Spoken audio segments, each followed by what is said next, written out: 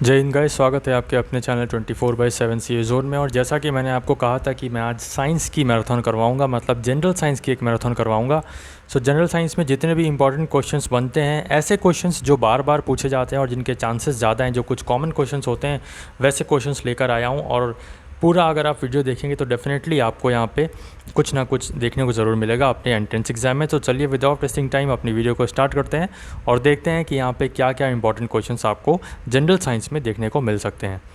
Video start करने से पहले अगर आप चैनल पर नए हैं तो चैनल को आप सब्सक्राइब कर सकते हो, प्लस बेल बटन दबा सकते हो, जिससे आने वाले दिनों में सभी लेटेस्ट वीडियोज़, अपडेट्स, क्लासेज और सभी न्यू जो भी नोटिस आएंगी उनका अपडेट्स आपको मिलता रहेगा। सो यहाँ पे फर्स्ट हम देखते हैं अपना, जैसा कि आपको दिख रहा होगा, SI का फुल फॉर्म क्या होता है। SI का फुल फॉर्म आपको दिख रहा होगा, system the international. Okay, system the international. Pressure का अगर देखें तो प्रेशर की जो यूनिट होती है, सबसे थोड़ा सा टिपिकल यूनिट होती है पास्कल। सो ऐसा भी पूछ लिया जाता है कि पास्कल किसकी यूनिट है, तो प्रेशर की। और ऐसे भी पूछ लिया जाता है कि प्रेशर की यूनिट क्या है, तो पास्कल। इसको यहाँ पे जो अनदर फॉर्म एक होता है उसे हम फोर्स अपॉन एरिया या न्यूटन पर मीटर स्क्वायर भी हम लिख सकते हैं इसको, प्रेशर को। One pascal is equals to होता है यहाँ पे 1 न्यूटन पर मीटर स्क्वायर। ये सब पॉइंट्स आपको नोट कर लेने हैं और वीडियो को बार बार देख लेना है, और या फिर आप जो नोट करेंगे उससे रिवाइज़ कर लीजिए, क्योंकि एक बार में ये चीज़ें नहीं आएंगी आपके दिमाग में, बार बार आपको रिवाइज़ करना पड़ेगा। 1 मोल इज इक्वल्स टू यहाँ पे होता है 6.022 इंटू 10⁻23। थोड़ा सा धीरे बोलूँगा तो एडजस्ट कर लेना, क्योंकि यहाँ पे थोड़ा सा लंबा सेशन है ये, इसलिए यहाँ पे टाइम लगेगा और बोलने में बहुत मेहनत लगेगी। सो थोड़ा सा एडजस्ट कर लेना। ओके, 1 मोल क्या होता है, ये पदार्थ की मात्रा बताता है 1 मोल, और इसकी जो वैल्यू होती है वो होती है 6.022 इंटू 10⁻23। सागर की गहराई अगर हम बात करें, ओशन की अगर हमें डेप्थ नापनी है तो हम उसमें यूज़ करते हैं फेदोमीटर, और अगर ऊंचाई नापनी है तो एल्टोमीटर यूज़ करते हैं। एल्टोमीटर से आपको पता होगा कि एल्टीट्यूड हमारा सीधा खड़ा खड़ा होता है, और वो खड़ा खड़ा से क्या, ऊंचाई आप ध्यान रखिएगा। तो ऊंचाई मापने के लिए या ऊंचाई नापने के लिए हम एल्टीमीटर का यूज़ करते हैं जहाँ पे, और दूसरी तरफ सागर की जो गहराई नापने के लिए फेदोमीटर का यूज़ करते हैं। नेक्स्ट आपके सामने है बैरोमीटर, जो है वो एटमॉस्फेरिक प्रेशर मापने के लिए यूज़ किया जाता है। बैरोमीटर से हम एटमॉस्फेरिक प्रेशर नापते हैं, और जो यूडियोमीटर से हम वॉल्यूम ऑफ गैस को नापते हैं।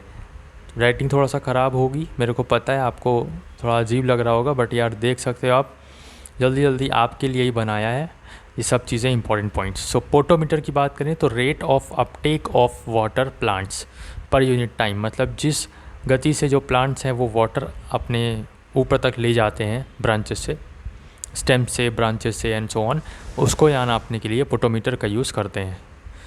बार जो है ये 1 बार इज इक्वल्स टू 10⁻5 यहाँ पे पास्कल होता है। बार किसकी यहाँ पे प्रेशर की यूनिट भी कहलाती है बार। 1 न्यूटन की बात करें तो 1 न्यूटन को अगर हम आपका केजीएस सिस्टम में लिखें, केजीएस सिस्टम, तो इसमें लिखा जाएगा 1 newton is equals to kilogram metre per second square. Okay, kilogram metre per second square, और न्यूटन को हम यहाँ पे डाइन भी लिख सकते हैं। 1 dyne is equals to 10⁻⁻5 newton. फिर से देख लीजिए, 1 newton is equals to 1 kg per metre per second square, 1 kg metre per second square, and इसको डाइन भी बोलते हैं सीजीएस सिस्टम में। ओके, एमकेएस सिस्टम होता है वो, राइट, एमकेएस सिस्टम। तो एमकेएस सिस्टम में हम इसको बोलेंगे kilogram metre per second square, और सीजीएस सिस्टम में बोलेंगे डाइन, और 1 डाइन इज इक्वल्स टू आपका 10⁻⁻5 न्यूटन होता है। मैग्नेटिक इंडक्शन की यूनिट बार बार पूछ ली जाती है, तो याद रखिएगा टेस्ला होती है, और या फिर हम इसे वेबर पर मीटर स्क्वायर भी लिख सकते हैं। और यहाँ पे मैग्नेटिक स्ट्रेंथ बट्टे एरिया भी इसको लिख सकते हैं, मैग्नेटिक स्ट्रेंथ अपॉन एरिया। पॉइजे जो यूनिट होती है डायनामिक विस्कोसिटी की। ओके, चलते हैं नेक्स्ट पेज पे। नेक्स्ट पेज आपको दिख रहा है यहाँ पे, जूल की बात करें तो जूल आपको पता है, वर्क हो, काइनेटिक एनर्जी हो या फिर पोटेंशियल एनर्जी, इन सब की जो यूनिट्स होती हैं वो क्या होती है, जूल। नेक्स्ट बात करें, सो नेक्स्ट अगर हम देखें यहाँ पे तो इम्पॉर्टेंट है और थोड़ा कन्फ्यूजिंग भी है, क्या, hydrometer and hygrometer. So hydrometer से हम नापते हैं relative density of liquid. Okay, और ह्यूमिडिटी जो होती है वो हाइग्रोमीटर से नापी जाती है। हाइड्रोमीटर से रिलेटिव डेंसिटी एंड हाइग्रोमीटर से ह्यूमिडिटी। एक आप अगर याद रखेंगे तो दूसरा आपको अपोजिट याद हो जाएगा। कैसे आपको याद रखना है, हग मी। मेरे को गले लगो, हग मी। तो हग से हो जाएगा हाइग्रोमीटर और मी से हो जाएगा मिडिटी, MIR है ना। तो हग से हाइग्रोमीटर और मी से मिडिटी, तो मतलब हाइग्रोमीटर से हम ह्यूमिडिटी नापते हैं, उसका अपोजिट हाइड्रोमीटर से रिलेटिव डेंसिटी। जो व्हील बैरो होती है वो सेकंड क्लास में हमारी यहाँ पे आती है। व्हील बैरो से मतलब है कूड़े चढ़ाने वाली जो गाड़ी होती है, कूड़े वाली गाड़ी, आपको ये दिख रहा होगा, राइट। तो ये जो है सेकंड क्लास में हमारी आती है। अच्छा, वस्तु का भार देखें तो यहाँ पे अगर अर्थ पे देखें तो इक्वेटर पे जो है सबसे कम रहेगा, और जो ग्रेटेस्ट यहाँ पे स्पीड रहेगी वो इक्वेटर पे रहेगी। लेकिन जो है मैक्सिमम देखें तो नॉर्थ पोल और साउथ पोल पे भारी रहेगा, लेकिन नॉर्थ पोल पर सबसे ज़्यादा भारी रहेगा। और न्यूनतम मिनिमम जो है जो आपका वेट है वो इक्वेटर पे हो जाएगा, और मैक्सिमम जो है आपका नॉर्थ पोल पे पाया जाएगा। m mass proton revolving with speed of light, then it's mass constant because of proton. ठीक है, प्रोटॉन की वजह से यहाँ पे मास जो है वो कांस्टेंट रहता है। अगर कोई m मास का प्रोटॉन रिवॉल्विंग कर रहा है speed of light, then it's mass constant. Okay, mass जो है उसका वो कांस्टेंट रहेगा। नेक्स्ट देखिए, तो रेन को हम किस में मेजर करते हैं? तो रेन को यहाँ पे मेजर करते हैं रेन गॉज में। वॉच जो है वो कौन सी एनर्जी को कन्वर्ट करता है किस में? तो केमिकल एनर्जी को इलेक्ट्रिकल एनर्जी में कन्वर्ट करती है वॉच। माइक्रोफोन, और यहाँ पे ध्यान रखिएगा, माइक्रोफोन एंड लाउड स्पीकर ये अलग अलग चीज़ें हैं। Microphone sound energy to electrical energy convert करता है, और loud speaker electrical energy to sound energy यहाँ पे कन्वर्ट करता है। माइक्रोफोन साउंड एनर्जी को इलेक्ट्रिकल एनर्जी में, और लाउड स्पीकर इलेक्ट्रिकल एनर्जी को साउंड एनर्जी में। ठीक है, नेक्स्ट यहाँ पे चलते हैं। तो नेक्स्ट यहाँ पे आपके सामने डेटा है। अगर हम बात करें सेल की, तो सेल जो है आपका केमिकल एनर्जी, उसमें केमिकल भरा होता है, तो केमिकल एनर्जी को कन्वर्ट करता है इलेक्ट्रिकल एनर्जी में सेल। स्केलर क्वांटिटी क्या होती है? स्केलर क्वांटिटी होती है जिसमें आपका डायरेक्शन नहीं होता है, और वेक्टर वाले में डायरेक्शन होता है। स्केलर क्वांटिटी की बात करें तो वर्क जो है वो आपका स्केलर क्वांटिटी है, और वेक्टर की बात करें तो फोर्स, वेलोसिटी एंड एक्सेलरेशन, ये सब जो है ये तीनों वेक्टर क्वांटिटी में आती हैं। नदी का बहना की बात करें तो उसमें अगर नदी बह रही है तो यहाँ पे देखा जाएगा कि काइनेटिक एनर्जी, और जो बांध होता है, डैम होता है, जहाँ पे पानी इकट्ठा रहता है वहाँ पे पोटेंशियल एनर्जी होती है। ठीक है, रनिंग वाटर में काइनेटिक एनर्जी, और जो डैम का पानी है उसमें पोटेंशियल एनर्जी होती है, क्योंकि रुका होता है वो। और नदी का बहना पानी मतलब जो नदी का जो पानी है वो बह रहा है, चल रहा है, मूविंग पोजीशन में, मूवेबल है, इसका मतलब वहाँ पे काइनेटिक एनर्जी लगेगी। और जहाँ पे इकट्ठा हो रहा है पानी, जहाँ पे कोई वर्क ही नहीं हो रहा है, सिर्फ पानी इकट्ठा हो रहा है, बह नहीं रहा है, कोई इसमें मूविंग प्रॉपर्टी नहीं है, मूवेबल नहीं है, तो वहाँ पे पोटेंशियल एनर्जी आपकी लगेगी। रेडियो एक्टिविटी देखा जाए तो measured by GM counter. GM counter का मतलब है गीगर मूलर काउंटर जो होता है, उससे हम रेडियो एक्टिविटी को मेजर करते हैं। ठीक है, अब यहाँ पे थोड़ा सा देखने की बात है कि जो लेंस होते हैं, आपको पता है कॉनकेव एंड कॉन्वेक्स, नहीं पता है तो देख लीजिए। यहाँ पे देखिए आप सीधे हाथ की तरफ जो है वो आप देख सकते हो कॉन्वेक्स लेंस अगर है, और उसमें F दिया है आपका 40 सेंटीमीटर, तो ये जो है हमेशा हम इसको क्या करते हैं, मीटर में कन्वर्ट कर लेते हैं। ठीक है, सेंटीमीटर में दिया है, इसको मीटर में कन्वर्ट करेंगे तो 2/5 मीटर आ जाएगा। और P = क्या होता है, पावर निकालनी है कि लेंस की पावर कितनी है, तो P = 1/f कर देंगे, तो P1 हमारे पास आ जाएगा 2.5 डायोप्टर। ओके, सिमिलरली अगर यहाँ पे कॉन्वेक्स लेंस है, उसकी दे रखी है फोकल लेंथ f -25 सेंटीमीटर, इसको भी हम मीटर में कन्वर्ट करेंगे ना, P = 1/f करके हमारी दूसरी जो पावर है वो आ जाएगी डायोप्टर में। पावर की जो लेंस ऑफ पावर है उसकी जो यूनिट है उसको हम डायोप्टर में नापते हैं, DIOPTRE। Okay, DIOPTRE। अच्छा, चमगादड़ जो होते हैं ना, उनमें रॉड होती हैं, रॉड आँखों में जैसे है तो आँखों में रोड्स होती हैं, रोड्स की वजह से ही वो चमगादड़ जो है देख पाते हैं। रात में जब हम लोग देखने की कोशिश करते हैं तो हमारे में रॉड्स हैं, बट उतनी ज़्यादा नहीं है जितनी जो है चमगादड़ के में है। तो हमारे में जितनी रॉड है उतने हम देखते हैं, और रात में जो भी चीज़ें हम देखते हैं तो वो रॉड्स की मदद से ही देख पाते हैं। ठीक है, रोड बोलते हैं उसे। कोन्स जो होते हैं वो यहाँ पे उजाले में देखने में हेल्प करते हैं, ह्यूमन में ज़्यादा होते हैं। जो कोन्स होते हैं वो ह्यूमन में ज़्यादा होते हैं, और जो रोड्स होते हैं वो चमगादड़ में ज़्यादा होते हैं। इसीलिए जो ह्यूमन जो है वो दिन में अच्छे से देख पाते हैं, और चमगादड़ रात में, क्योंकि रात में देखने के लिए आपके पास रोड होने चाहिए, रोड तभी तो अंधेरे में दिखेगा, रोड होनी चाहिए। रोड ट्रिक से आप याद कर सकते हो कि आपके पास अगर अंधेरा है तो वहाँ पे रॉड होनी चाहिए, रॉड में हम जलाएंगे तो अंधेरे में हमें दिखने लगेगा, तो रॉड की वजह से हम अंधेरे में देख पाते हैं। जहाँ पे दूसरी तरफ कोन्स की वजह से हम यहाँ पे उजाले में देख पाते हैं। और ह्यूमन में कोन्स ज़्यादा होते हैं और जो रोड्स होते हैं वो चमगादड़ में यहाँ पे ज़्यादा होते हैं। नेक्स्ट यहाँ पे बात करें तो आप देख सकते हो जो प्लेन मिरर है, plane mirror height is equals to half of the object to see that full view, to see that object full view.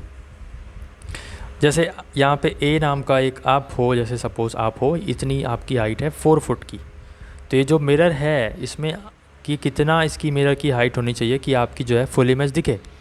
तो मिरर की हाइट जो है आधी, आपकी हाइट की आधी होनी चाहिए, मतलब हाफ, 2 फुट ये पूरे इमेज की होनी चाहिए। तो आपको यहाँ पे पूरा यहाँ पे इसमें इस मिरर में अपनी इमेज देख सकते हो। आई होप सो ये क्वेश्चन आपको क्लियर हुआ होगा कि प्लेन मिरर में हाइट कितनी होनी चाहिए अगर आपको ऑब्जेक्ट को पूरा देखना है। तो जो प्लेन मिरर हाइट है वो हाफ़ होनी चाहिए ऑब्जेक्ट की। सपोज़ ऑब्जेक्ट की हाइट अगर 10 है तो जो मिरर है उसकी हाइट 5 होनी चाहिए, तभी ये ऑब्जेक्ट पूरा मिरर में देख सकते हैं आप, पूरा फुल व्यू। ओके, नेक्स्ट यहाँ पे आप देख सकते हो सर्वाधिक ऊर्जा यहाँ पे ज़्यादा क्या होती है, फ्रीक्वेंसी जिसमें ज़्यादा होती है। तो फ्रीक्वेंसी किसकी, ब्लू रेस, जो ब्लू होती है, ब्लू रेस या ब्लू कलर, उसकी जो फ्रीक्वेंसी होती है वो ज़्यादा होती है। डेंटिस्ट यहाँ पे बात करें तो डेंटिस्ट जो मिरर यूज़ करते हैं वो मिरर होता है कॉनकेव मिरर, इसको हम कन्वर्जिंग मिरर भी बोलते हैं, कॉनकेव एंड कन्वर्जिंग मिरर बोलते हैं। डेंटिस्ट के बाद हेडलाइट जो होती है, शेविंग मिरर होता है, टॉर्च होती है, इनमें सब में यहाँ पे कॉनकेव मिरर ही यूज़ किया जाता है और कन्वर्जिंग मिरर भी हम इसे बोलते हैं। वॉयलेट की जो फ्रीक्वेंसी होती है वो सबसे ज़्यादा होती है और रेड की वेवलेंथ सबसे कम होती है। आपको पता होगा वेवलेंथ और फ्रीक्वेंसी दोनों ही आप अपने आपस में इनडायरेक्टली प्रोपोर्शनल है, ठीक है। ब्लू रेस की यहाँ पे सर्वाधिक ऊर्जा होती है, लेकिन फ्रीक्वेंसी ज़्यादा की बात करें तो वॉयलेट की, और वेवलेंथ की बात करें तो रेड वाला जो है, रेड कलर की जो वेवलेंथ होती है सबसे ज़्यादा यहाँ पे होती है। ब्लर्ड इमेज की बात करें तो पर्दे पर उत्तल लेंस को अपारदर्शी कागज़ प्रोजेक्टर पर लगाने पर प्राप्त इमेज, ठीक है। नेक्स्ट यहाँ पे देखें तो हाईएस्ट रिफ्रैक्टिव इंडेक्स जो है किसका होता है, डायमंड का होता है, क्योंकि डायमंड में हम जैसे कोई लाइट मारते हैं तो वो रिफ्लेक्ट हो जाती है, तो हाईएस्ट रिफ्रैक्ट हो जाती है। तो रिफ्रैक्टिव आपने देखा होगा, ऐसे प्रिज्म रखा है, ऐसे ही हम यहाँ पे लाइट मारते हैं तो ये हमारी डिवाइड हो जाती है, विबग्योर टाइप का बन जाता है, राइट। तो ये क्यों होता है, क्योंकि उसमें रिफ्रैक्टिव इंडेक्स बहुत ज़्यादा होता है, इसीलिए सबसे ज़्यादा रिफ्रैक्टिव इंडेक्स डायमंड में होता है। उसका स्ट्रक्चर ही ऐसा होता है कि वहाँ पे रिफ्रैक्शन होने लगता है बहुत ज़्यादा। 1 volt is equals to W/Q, मतलब वर्क अपॉन कोलॉम, और जूल अपॉन कोलॉम इसकी एक यूनिट होती है, याद रखिएगा। ऐसा यूनिट 1 वोल्ट की बात करें तो जूल पर कोलॉम, और वाटर वर्क पर कोलॉम भी इसको हम बोलते हैं। 1 volt is equals to joule per coulomb आपको याद रखना है, या W/Q work upon coulomb. Sound waves जो होते हैं वो पिच पर डिपेंड करते हैं, फ्रीक्वेंसी पर, ओके। साउंड वेव्स फ्रीक्वेंसी पर। साउंड जो एम्पलीट्यूड होता है, एम्पलीट्यूड से हम क्या देखते हैं, उसकी लाउडनेस। जैसे साउंड वेव है उसकी जो पिच होती है ना, पिच सा ऐसे करके, तो वो जो पिच है ना वो फ्रीक्वेंसी पर हम देखते हैं, फ्रीक्वेंसी से देखते हैं। लेकिन अगर साउंड का एम्पलीट्यूड देखना है तो एम्पलीट्यूड जो है वो लाउडनेस पे रहेगा। या मैं बोल रहा हूँ ABCD, अब मैं बोलूँगा ABCD, जो लाउडनेस है ना ये डिपेंड करता है एम्पलीट्यूड पर, और क्वालिटी जो है वो हार्मोनिक्स पर डिपेंड करती है, ठीक है। नेक्स्ट यहाँ पे चलते हैं हम। तो नेक्स्ट आपको दिख रहा है सूरज से पृथ्वी की दूरी जो है वो हम एस्ट्रोनॉमिकल यूनिट में नापते हैं। एस्ट्रोनॉमिकल यूनिट मतलब AU जिसे बोलते हैं, AU, ठीक है। तो एस्ट्रोनॉमिकल यूनिट जो है वो किस चीज़ की यूनिट है, सूरज से पृथ्वी की दूरी नापने के लिए। और 1 AU इज इक्वल्स टू होता है 1.49 इंटू 10 की पावर 11 मीटर, 1.49 इंटू 10 की पावर 11 मीटर। और सबसे बड़ी जो यूनिट होती है वो होती है पारसेक, 3.26 लाइट ईयर होते हैं। लाइट ईयर क्या है कमेंट करके ज़रूर बताएगा, ठीक है। नेक्स्ट यहाँ पे आप देख सकते हो ट्रैक्टर जो है अगर वर्क कर रहा हो तब यहाँ पे उसकी कितनी क्या डेसिबल होता है, क्या क्या मतलब ऑडिबल हो सकता है। ट्रैक्टर जब जो है वर्क कर रहा होता है तो उसका जो साउंड निकलता है वो ऑलमोस्ट यहाँ पे एवरेज देखा गया है तो 100 डेसिबल का होता है। डेसिबल से हम यहाँ पे साउंड का लाउडनेस नापते हैं।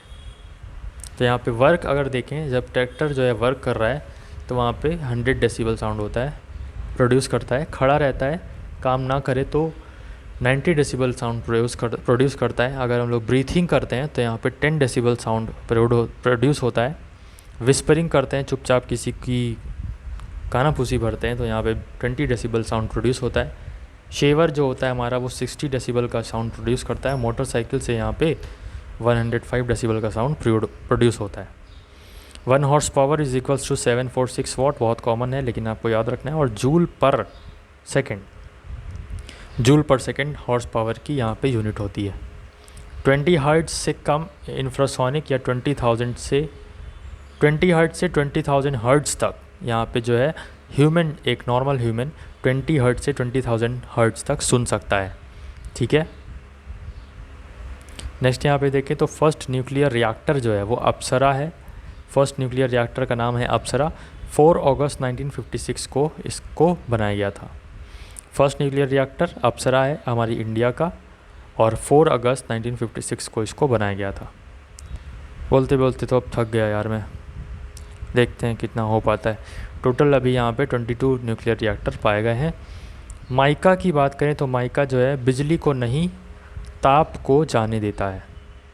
ओके, माइका जो होता है ना वो वहाँ पे उसमें जो इलेक्ट्रिसिटी है वो वहाँ पे ट्रैवल नहीं कर सकती, लेकिन जो हीट है वो यहाँ पे ट्रैवल कर सकती है माइका से। नेक्स्ट अगर हम देखें तो सिल्वर जो है गुड कंडक्टर ऑफ इलेक्ट्रिसिटी होता है। आपको ध्यान रखना है, सिल्वर जो है गुड कंडक्टर ऑफ इलेक्ट्रिसिटी होता है। नेक्स्ट यहाँ पे अगर मैं बात करूँ तो यहाँ पे आता है वोल्टेज जो है वो इनडायरेक्टली प्रोपोर्शनल होता है करंट के, मतलब V is indirectly proportional to I। INS Arihant जो है वो लॉन्च किया गया था विशाखापट्टनम में 26 जुलाई 2009 में। प्रोजेक्ट 75 जो है ये जो है 6 डीजल सबमरीन का एक प्रोजेक्ट था।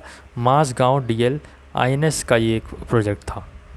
AC to DC अगर हम बात करें तो इससे बोला जाता है रेक्टिफायर। क्या? रेक्टिफायर।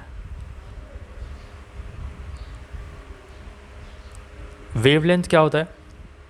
सपोज़ ये वेव है आपकी और ऐसे ऐसे क्रॉस किया, इन दोनों के वेव के बीच की जो लेंथ होती है उसे हम क्या बोलते हैं? वेवलेंथ।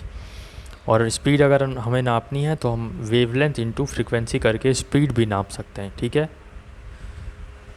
नेक्स्ट यहाँ पे चलें तो यहाँ पे FM वेरी हाई, वेवलेंथ ज़्यादा, रेडियो की जो वेवलेंथ होती है सबसे ज़्यादा होती है रेडियो वेव्स की। ओके, मैक जो है वो यूनिट होती है अल्ट्रासोनिक वेव्स की। मैक जो है वो यूनिट होती है अल्ट्रासोनिक वेव्स की। मिसाइल्स की स्पीड जो है वो हम मैक में नापते हैं। कितने मैक की है मिसाइल की यूनिट, तो हम जो है मैक से नापते हैं।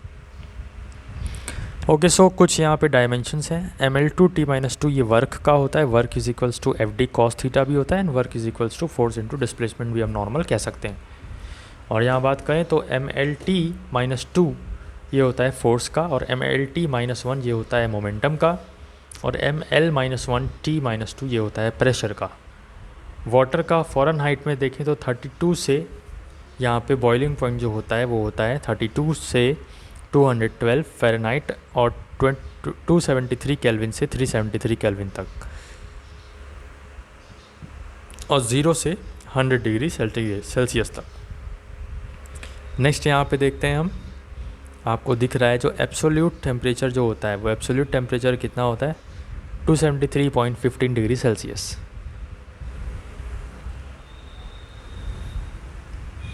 लिक्विड वाटर अगर है 1000 ग्राम पर मीटर क्यूब, और आइस का जो है वो 900 ग्राम पर मीटर क्यूब है। सो डेंसिटी जो है कम होती है जल के जमने पर। जैसे आप कुछ पानी रखा आपने और उसको जमने के लिए छोड़ दिया आपने फ्रीज़र में, तो जब वो जम जाएगा तो उसकी डेंसिटी कम हो जाएगी। ठीक है, इसीलिए यहाँ पे बोला गया है कि लिक्विड वाटर अगर यहाँ पे 1000 किलोग्राम पर मीटर क्यूब में है, उसको अगर हम जमाएंगे और आइस यहाँ पे उसकी बनाएंगे, सो 900 वो हो जाएगा, मतलब 100 जो है 100 ग्राम पर मीटर क्यूब कम हो जाएगा, इसीलिए डेंसिटी भी उसकी कम हो जाएगी। सुपरसोनिक स्पीड यहाँ पे है अगर 1 से बड़ी, तो यहाँ पे इसको मैक में नापते हैं।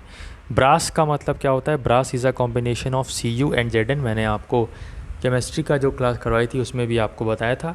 ब्रास का यहाँ पे जो जनरल साइंस है, इसीलिए मैं फिर से बता रहा हूँ कि ब्रास को हम कॉपर और जिंक, यहाँ पे कॉपर और जिंक का सॉल्यूशन जो होता है वो ब्रास का होता है। यूटेंसिल्स नॉर्मल पीतल जो होता है, पीतल जो है हमारा Cu और Zn का मिक्सचर होता है। Cu इसमें 70%, नॉर्मली, और यहाँ पे Zn जिंक जो है आपका 30% यूज़ किया जाता है। कॉपर एंड जिंक का मिक्सचर ब्रास कहलाता है। ऐसे ही यहाँ पे थोड़ा सा नेक्स्ट डिफ़र कर जाएगा। ब्रॉन्ज जो है इसमें टिन और कॉपर होता है आपका। टिन और कॉपर का मिश्रण जो होता है वो ब्रॉन्ज कहलाता है। और नेक्स्ट है आपका सोल्जर, जिससे हम वेल्डिंग वगैरह करते हैं, तो लेड और टिन का यहाँ पे होता है मिक्सचर। और तार जो होते हैं उनको जोड़ने के लिए यहाँ पे सोल्जर का प्रयोग किया जाता है। पहले भी बताया था मैंने कि जर्मन सिल्वर जो होता है, इसमें जर्मन सिल्वर में सिल्वर नहीं पाया जाता। क्वेश्चंस आता है आपको कि इनमें से कौन सा सिल्वर नहीं है। तो जब क्वेश्चन आएगा ऐसा कि इनमें से कौन सा सिल्वर नहीं है, तो उसमें ये भी ऑप्शन रहेगा और बाकी सारे ऑप्शन भी रहेंगे, silver iodide, silver nitride, silver carbide and so on. एक ऑप्शन आपको जर्मन सिल्वर भी मिलेगा। अब आपको लगेगा कि इसमें सिल्वर अवेलेबल है, इसका मतलब पक्का सिल्वर होगा इसमें, लेकिन इसमें ऐसा नहीं है। सिल्वर अवेलेबल तो है, इसका नेम जो है ज़रूर सिल्वर है, बट इसमें सिल्वर जो है बिल्कुल भी पाया नहीं जाता है, इसलिए जर्मन सिल्वर में सिल्वर नहीं होता है। ठीक है, नेक्स्ट यहाँ पे चलते हैं हम। तो यहाँ पे स्टेनलेस स्टील का देखते हैं। स्टेनलेस स्टील में आयरन और कार्बन और निकल तीनों चीज़ होती हैं। जो यहाँ पे क्रोमियम होता है, क्रोमियम शाइनिंग के लिए होता है, और जो कार्बन होता है वो स्ट्रॉन्गनेस के लिए यूज़ किया जाता है। ठीक है, कार्बन जो है स्ट्रॉन्गनेस के लिए यूज़ करते हैं। और यहाँ पे आयरन और निकल और कार्बन तीन चीज़ होती हैं स्टेनलेस स्टील में, जो आपकी मम्मी या आपने भी यूज़ किया होगा स्टेनलेस स्टील के यूटेंसिल्स। क्रोमियम जो उसमें शाइनिंग होती है वो क्रोमियम की वजह से पाई जाती है। संगमरमर को देखें तो संगमरमर का जो आपका नेम है उसे हम कैल्शियम कार्बोनेट भी बोलते हैं। बीए वालों के लिए भी ये इंपॉर्टेंट बहुत ज़्यादा क्लास है। ठीक है, थक गया हूँ यार अब तो। बहरहाल यहाँ पे आप देख सकते हो ग्रीन हाउस गैस जो है नहीं है, तो नाइट्रोजन जो है आपका ग्रीन हाउस गैस नहीं है। और नाइट्रोजन को चिप्स और कार और हवाई जहाज़ का जो टायर होता है उसमें भरी जाती है नाइट्रोजन आपका, और जो चिप्स का पैकेट होता है उसमें भी भरी जाती है, ताकि वो फूड जो है रॉटन ना हो, सड़े ना, नाइट्रोजन। नेक्स्ट आप देख सकते हो एथिलीन ग्लाइकॉल जो है जमने से रोकता है। ठीक है, इसका बॉइलिंग पॉइंट जो है बहुत ज़्यादा हाई होता है और फ्रीजिंग पॉइंट जो है डिक्रीज़ होता है। एथिलीन ग्लाइकॉल फॉर्मूला याद रखना है C4H10। ब्यूटेन जो होता है यहाँ पे, जो आपका LPG जो आपके घरों में नॉर्मल सिलेंडर है उसमें जो है आपका ब्यूटेन गैस भरी है, और जिसकी वजह से उसमें आपको बदबू जो होती है, जो आपको स्मेल आती है कि गैस खुली है या नहीं खुली है, ये गैस बुझ गई है, तो आपको स्मेल आती है, वो स्मेल ब्यूटेन की वजह से ही आती है। ठीक है, सल्फ़र मैथिल ठीक है, सल्फ़र मैथिल जो होता है मिथाइल की वजह से आपका स्मेल आती है उसमें। और ब्यूटेन इसमें जो है 90% से ज़्यादा ब्यूटेन होता है LPG गैस में। LPG का फुल फॉर्म देखें तो न्यूक्लियर पेट्रोलियम गैस, यहाँ पे LPG का फुल फॉर्म हो जाएगा। नेक्स्ट यहाँ पे देखते हैं हाइड्रोजन सल्फाइड जो है, ये क्या होता है। हाइड्रोजन सल्फाइड, सड़े हुए अंडे जो होते हैं उसमें हाइड्रोजन सल्फाइड पाया जाता है। Fire is not inflammable, oxygen quality is 15%। ठीक है, फायर जो है इन्फ्लेमेबल नहीं होगी, 16% चाहिए जलने के लिए। अगर ऑक्सीजन 15% है तो वहाँ पे आग नहीं लगेगी। ऑक्सीजन अगर 16% लगभग होनी चाहिए मिनिमम, तो वहाँ पे आग लग सकती है। ठीक है, नेक्स्ट देखें तो बेकिंग पाउडर प्लस वाटर जो है ये मिक्सचर हो जाता है आपका, कार्बन डाइऑक्साइड बनाता है। बेकिंग पाउडर और वाटर का मिक्सचर कार्बन डाइऑक्साइड बनाता है। अच्छा, फूड्स और ग्रेन्स की जो प्रोटेक्शन के लिए हम यूज़ करते हैं वो यूज़ करते हैं सोडियम बेंजोएट, सोडियम क्लोराइड या विनेगर। ठीक है, दीमक को नष्ट करने के लिए हम यूज़ करते हैं क्लोपाइरिफस यूज़ करते हैं दीमक को नष्ट करने के लिए। ठंडा करने के लिए दिमाग को यूज़ करते हैं हम वैलियम। क्या? वैलियम। जल जो झाग नहीं बना पाता उसे हम कहते हैं हार्ड वाटर। जल जो झाग नहीं बना पाता उसे हम कहते हैं हार्ड वाटर। और एंटी फ्रीजिंग एलिमेंट जो है यहाँ पे केमिकल जो है इसे हम बोलते हैं मैथाइल अल्कोहल। एंटी फ्रीजिंग यहाँ पे एलिमेंट ये है। लैब में जो होता है, जो मेढक जैसे है, लैब में मेढक या फिर ऐसा छिपकली जो आपका प्रिजर्व करके रखे जाते हैं जिससे वो सड़े ना, वो मिक्सचर जो होता है वो फॉर्मल्डिहाइड का होता है। किसका? फॉर्मल्डिहाइड का। जो नेल पॉलिश को हटाने के लिए केमिकल यूज़ किया जाता है उसको हम बोलते हैं क्या? एसीटोन। ठीक है, रिमूवर जो होता है ना, लड़कियों को अक्सर पता होगा, तो यहाँ पे नेक्स्ट है आपका वाटर का जो नॉर्मल पीएच होता है, नॉर्मल वाटर का जो पीएच होता है वो 6.5 टू 8.5 से वेरी करता है। और वाटर में आर्सेनिक जो है 0.050 ppm होनी चाहिए, ठीक है। आर्सेनिक जो है मिनिमम 0.050 ppm होनी चाहिए। नेक्स्ट यहाँ पे बात करें बर्ड का जो नेस्ट होता है उसे हम, बर्ड के नेस्ट की जो स्टडी होती है उसे हम कहते हैं नीडोलॉजी। और स्पाइनल कॉर्ड जो होता है वो reflex action send it to mind, जो आपका जो भी आपकी हरकतें हैं, जैसे आपकी बॉडी मूव करती है तो ये सब काम जो है स्पाइनल कॉर्ड उसको समझती है और तुरंत आपके ब्रेन को एक्शन देती है, तभी आप यहाँ पे हाथ वगैरह मूव कर पाते हो। फॉरहेड की बात करें तो यहाँ पे सामने की ओर सेरिब्रम पड़ता है। हाइंड ब्रेन की बात करें, हिंड ब्रेन मेडुला ऑब्लंगाटा से रिलेटेड है। हिंड ब्रेन में मेडुला ऑब्लंगाटा पाया जाता है। मिड ब्रेन में क्या पाया जाता है ये आप लोग कमेंट करके बताइएगा। और हथेली की जो हड्डियाँ होती हैं उसे हम मेटाकार्पसल्स बोलते हैं, हथेली की हड्डियों को। नेक्स्ट यहाँ पे है ऑयल ऑफ विट्रियोल। तो ऑयल ऑफ विट्रियोल हम बोलते हैं सल्फ्यूरिक एसिड को। इथेनॉल जो है कैलोरीफिक वैल्यू, इथेनॉल का पहले आप फॉर्मूला देख लीजिए, C2H5OH की तरह यहाँ पे फॉर्मूला होता है। और यहाँ पे कैलोरीफिक वैल्यू जो होती है वो जलते समय निकलती है, हीट जब जलते समय निकलती है उसे हम बोलते हैं कैलोरीफिक वैल्यू, ठीक है। इसकी यहाँ पे 30 mJ पर किलोग्राम होती है। और हाइड्रोजन का देखें तो सबसे ज़्यादा होती है 150, और कोल की 35, CNG की 55 एंड पेट्रोल की 45 जो है कैलोरीफिक वैल्यू होती है।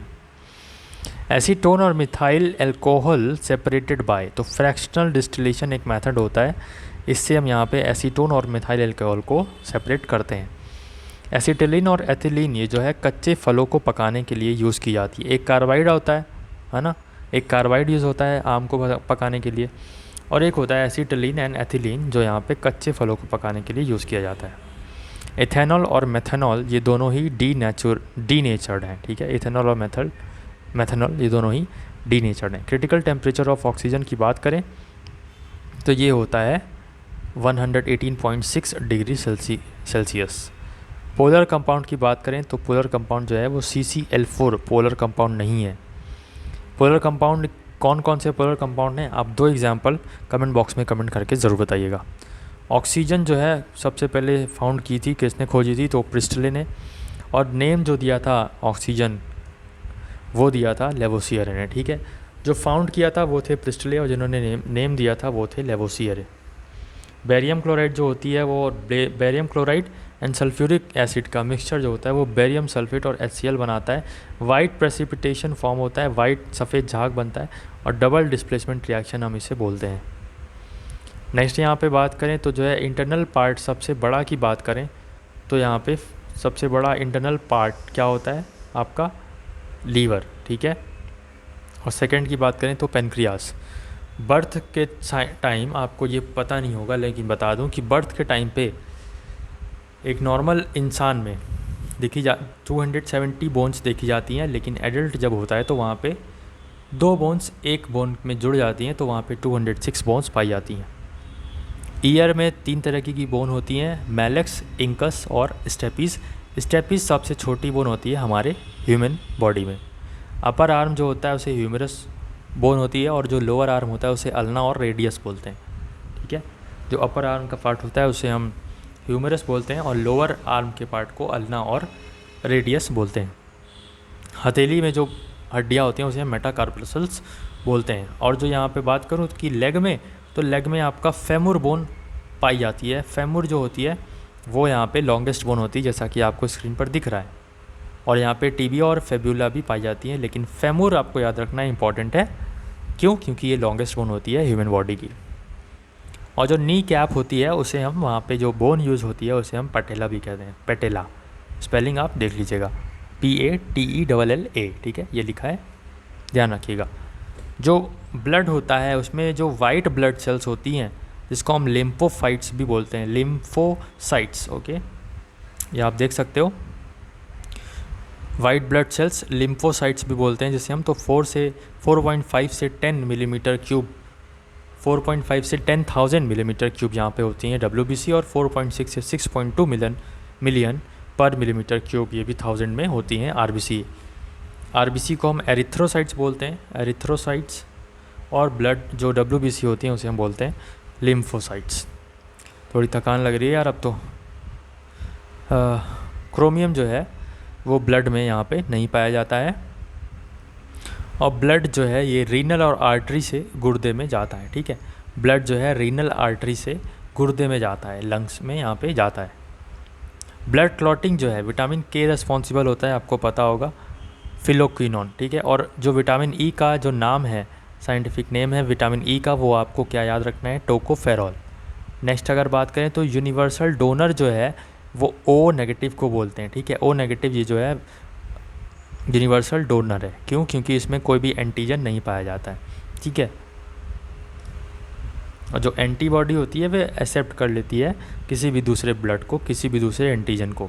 यूनिवर्सल ब्लड एक्सेप्टर जो है AB पॉजिटिव को बोलते हैं, और यूनिवर्सल ब्लड डोनर जो है O नेगेटिव को बोलते हैं या O को बोलते हैं, O नेगेटिव। ओके, ध्यान रखिएगा, या O। और यूनिवर्सल एक्सेप्टर AB पॉजिटिव को बोलते हैं। नेक्स्ट यहाँ पे आप देख सकते हो, आपको बताना है यहाँ पे ब्लड ग्रुप डिस्कवर्ड बाय, तो कार्ल लैंडस्टीनर ने ब्लड ग्रुप डिस्कवर किया था। RH फैक्टर जो है ये बताया था वीनर और लैंडस्टीनर ने। RH फैक्टर वीनर और लैंडस्टीनर ने बताया था। ब्लड प्लाज्मा की बात करें तो 55 से 60% तक ब्लड प्लाज्मा हमारे शरीर में होता है। बाकी ये जो ABO बाय ये जो डिस्क्रिप्शन किया गया था, डिस्क्राइब किया गया था ब्लड ग्रुप, ये लैंडस्टीनर ने डिस्क्राइब किया था। ब्लड में अगर देखें, ब्लड इन नॉर्मल ह्यूमन तो 7% यहाँ पे क्या होता है, स्लाइटली बेसिक होता है। स्लाइटली बेसिक है, स्लाइटली एसिड। ठीक है, अगर बात करें कि pH वैल्यू क्या होती है या ब्लड कैसा होता है ह्यूमन में, तो स्लाइटली बेसिक होता है। ठीक है, एसिड यहाँ पे 7.4% तक देखा जाता है। एसिड से थोड़ा सा बड़ा और बेसिक से थोड़ा सा छोटा, बेस से थोड़ा सा छोटा। ठीक है, 7 से ज़्यादा होता है तो उसे हम एसिड बोलते हैं, है ना। 7 से कम होता है तब हम उसे एसिड बोलते हैं। यार कन्फ्यूजन हो गया, आप लोग कमेंट करके बताना, ठीक है, कि 7 से ज़्यादा को एसिड बोलते हैं या 7 से कम को। नींद भी आ रही है यार अब तो। आप देख सकते हो नेक्स्ट वाला पॉइंट। भाई साहब बोलने में बहुत मेहनत लगती है यार, है ना, और मैराथन तो भाई लेना तो मतलब इट्स नॉट ईजी। तो ब्लड प्रेशर जो है वो नॉर्मल ब्लड प्रेशर होता है 120/80 mmHg। और ये सब क्वेश्चंस आपको अगर इजी लग रहे हैं ना, हलवा लग रहा है, मजाक लग रहा है ना, जब आप बैठोगे अपने एग्ज़ाम में, एंट्रेंस एग्ज़ाम में, तब पता चलेगा। ठीक है, सो आग लगी रहनी चाहिए। यूरिया जो है लीवर में बनता है। यूरिया कहाँ बनता है? लीवर में, टॉयलेट। और जो है प्रोटीन से बनता है। और यहाँ पे फोटोसिंथेसिस की बात करें तो फोटोसिंथेसिस में क्या होता है, लाइट एनर्जी केमिकल एनर्जी में कन्वर्ट हो जाती है ना। विटामिन की बात करें, ये फंक एक करके साइंटिस्ट थे, एक पर्सन थे, कासिमिर फंक, उन्होंने यहाँ पे विटामिन का नेम दिया था। अच्छा, दो चीज़ें होती हैं, कुछ विटामिन होते हैं कि वो फैट में सॉल्यूबल होते हैं, और कुछ विटामिन होते हैं जो वाटर में सॉल्यूबल होते हैं। जो फैट में सॉल्यूबल है ना, आपको वो याद रखना है। कीड़ा एक ट्रिक है, कीड़ा इज़ फॉर विटामिन के, vitamin E, vitamin D and vitamin A. ये जो 4 विटामिन हैं ये फैट में सॉल्यूबल हैं। बचे कौन से? बी और सी। तो विटामिन बी और सी यहाँ पे आप देख सकते हो, ये क्या है, वाटर में सॉल्यूबल है। क्या? विटामिन बी और सी वाटर में सॉल्यूबल है। बाकी कीड़ा जो है ये फैट में सॉल्यूबल है। ओके। विटामिन ई जो है रिप्रोडक्शन क्षमता कम हो जाती है। विटामिन ई की वजह से रिप्रोडक्शन की क्षमता कम हो जाती है। अगर विटामिन ई आपके अंदर नहीं है तो जो है रिप्रोडक्शन करने में आपको मदद नहीं मिलेगी, बिल्कुल भी यहाँ पे कमी हो जाएगी, रिप्रोडक्शन करने में आपको प्रॉब्लम हो जाएगी। और विटामिन ई का जो नाम होता है वो टोकोफेरॉल बोलते हैं हम। आलमंड में जो है विटामिन ई पाया जाता है। और B7 जो है विटामिन B7, इसको हम क्या बोलते हैं? बायोटिन। विटामिन B12 की कमी से यहाँ पे हो जाता है परनीसियस एनीमिया। ठीक है, RBC में यहाँ पे फ़र्क पड़ता है, जिसमें RBC नहीं बन पाती हैं शरीर में विटामिन B12 की वजह से। और विटामिन B12 को क्या बोलते हैं? साइनोकोबालामाइन। और विटामिन B9 को बोलते हैं फोलेट। ये जो है प्रेग्नेंट लेडीज़ के लिए इम्पॉर्टेंट होता है, और इसकी अलग से डोजेस भी यहाँ पे दी जाती हैं विटामिन B9 की। जो प्रेग्नेंट लेडीज़ होती हैं उनके लिए यहाँ पे इम्पॉर्टेंट होता है। नेक्स्ट अगर हम देखें तो बेरीज़ में यहाँ पे मैग्नीज पाया जाता है, ठीक है। बेरीज में मैग्नीज पाया जाता है। और जो सोमैटोट्रोपिन है ये जो है चाइल्ड की ग्रोथ में मदद करता है। और ऑक्सीटोसिन जो है ये प्रेग्नेंट लेडीज़ जो होती हैं ऑक्सीटोसिन की वजह से ही मिल्क प्रोड्यूस कर पाती हैं, ठीक है। टाइप 1 की बात करें तो इंसुलिन बनती नहीं, और टाइप 2 की बात करें तो असर नहीं होता है उसमें। 2 तरीके की डायबिटीज़ होती हैं, ये दोनों तरीके की डायबिटीज़ थी। इसमें आपका इंसुलिन एक नहीं बनती है और दूसरा आपका एक में असर नहीं होता है। देखिए ऐसा बोला जाता है कि वहाँ पे करेला खा लेने से आपका सही हो जाएगा, लेकिन ऐसा कुछ नहीं है, ठीक है। और शुगर और डायबिटीज़ ये मीठा खाने से नहीं होती है, लेकिन जब हो जाती है तब आपको मीठा नहीं खाना चाहिए। तब वो रीज़न बन जाती है कि अगर आप मीठा खाओगे तो वो बढ़ेगी। लेकिन ऐसा ये जो एक सो कॉल्ड फैक्ट है जो आप मतलब आपको पता होगा कि मीठा खाने से डायबिटीज़ हो जाती है, ऐसा बिल्कुल नहीं, ओके। जब हो जाती है डायबिटीज़ उसके बाद अगर आप खाओगे तो डायबिटीज़ का लेवल बढ़ जाता है, बट ऐसा नहीं होता कि मीठा खाने से डायबिटीज़ होती है। मैं खुद मीठा खाता हूँ यार, है ना। और जब ये मेरे को चीज़ पता चली तो मेरे को लगा वाह यार अच्छी बात है। चलो, हार्मोन जो प्रोड्यूस होते हैं कहाँ से? पैनक्रियास से। ज़्यादा कैलोरी जो होती है वो फैट से मिलती है, ठीक है। कार्बोहाइड्रेट जो है 4 किलोग्राम पर CL। नेक्स्ट अगर हम बात करें, ये तो इम्पोर्टेंट नहीं था, नेक्स्ट देखते हैं। तो पोटेशियम जो है, पोटेशियम किसके लिए रिस्पॉन्सिबल होता है? तो मांसपेशियाँ जो हमारी मसल्स होती हैं उनको बैलेंसिंग के लिए रिस्पॉन्सिबल होता है पोटेशियम। पोटेशियम और प्लस सोडियम भी, ये दोनों मिला के, ठीक है, मांसपेशियों के संतुलन के लिए रिस्पॉन्सिबल होते हैं। डाइजेस्ट फूड में कार्बोहाइड्रेट से ज़्यादा आपको एनर्जी मिलती है, सबसे ज़्यादा एनर्जी आपको कार्बोहाइड्रेट से मिलती है। लुइस पास्चर जो है इन्होंने रेबीज वैक्सीन का डिस्कवरी किया था, और एडवर्ड जेनर ने स्मॉल पॉक्स की यहाँ पे वैक्सीन खोजी थी। मशरूम जो है क्या है? एक फंगस है। Mushroom is a fungus. Rayon जो है वो सेल्यूलर फाइबर है जिसे हम आर्टिफिशियल फाइबर भी बोलते हैं। और एफ बेंटिंग बेस्ट ने इंसुलिन को फाउंड किया था। एफ बेंटिंग बेस्ट ने इंसुलिन को यहाँ पे फाउंड किया था। फेल्यूपियन ट्यूब की बात करें तो यहाँ पे ट्यूबेक्टोनॉमी बोला जाता है। फेल्यूपियन ट्यूब की जो स्टडी होती है या कटिंग होती है उसको यहाँ पे ट्यूबेक्टोनॉमी बोलते हैं। बिल्लियों के कितने दांत होते हैं? तो बिल्लियों के 30 टीथ्स होते हैं, 30 दांत होते हैं, ठीक है। नेक्स्ट अगर हम बात करें टीबी, ट्यूबरकुलोसिस जो है वो कच्चे दूध से भी होने के खतरा रहता है उसमें, ठीक है, क्योंकि बहुत सारा फंगस और बहुत सारे बैक्टीरिया यहाँ पे पाए जाते हैं जो आपका गाय और भैंस होती हैं, जो काऊ एंड बफेलोज जो होती हैं उसमें उनके जो थन वगैरह होते हैं उनकी मांसपेशियों से होकर वो दूध आता है, ठीक है। मांसाहारी तो आप सभी हो, बट यहाँ पे बता दूँ उससे टीबी का भी खतरा रहता है, इसीलिए दूध को हमेशा उबाल कर पीना चाहिए, कच्चा दूध कभी नहीं पीना चाहिए, ठीक है। और जो टीबी की वैक्सीन होती है उसे हम बोलते हैं BCG। मैंने आपको करंट अफेयर में बताया था कि अभी एक स्टेट है जिसने अपने आप को टीबी फ्री घोषित कर दिया है, वो कौन सा है? अगर आप यहाँ तक क्लास देख रहे हो तो कमेंट बॉक्स में कमेंट करके ज़रूर बताना। नहीं पता है तो गूगल कर लेना, लेकिन गूगल करके आप बताना, उससे क्या होगा आपको पता चल जाएगा, ठीक है, और आपको दिमाग में रहेगा। इंपॉर्टेंट है इसीलिए कह रहा हूँ। कैंसर की बात करें तो एक कैंसर के CO कोबाल्ट 60 यहाँ पे यूज़ किया जाता है, आइसोटोप है एक।